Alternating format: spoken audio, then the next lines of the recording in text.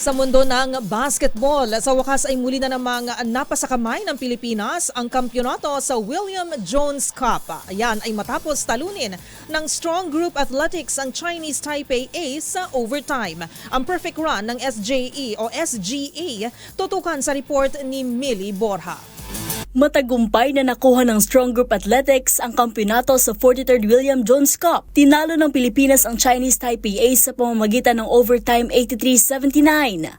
Nakuha ng SGA ang titulo ng walang kahit isang talo sa naging 8 laro nito. Sa final period, naipasok ni Kiefer Ravena ang 3-point shot with 13.2 seconds remaining in the game para makuha ang 73-71 advantage. Pero hindi ito hinayaan ng Chinese Taipei with Brandon Gilbeck tying the game, forcing an overtime. Bagamat naging matindi ang depensa ng parehong kupunan, tuluyan ng sinelyuhan ng Pilipinas ang laro with Chris McCullough. Ito ang unang titulo ng Strong Group mula nang mag-first runner-up sa Dubai International Championships noong Enero.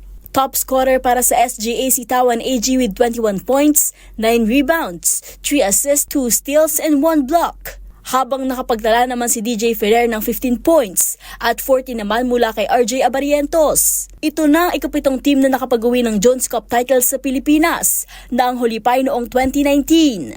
Para sa MBC TV Network News, ito si Millie Borja, una sa Pilipinas, una sa Pilipino.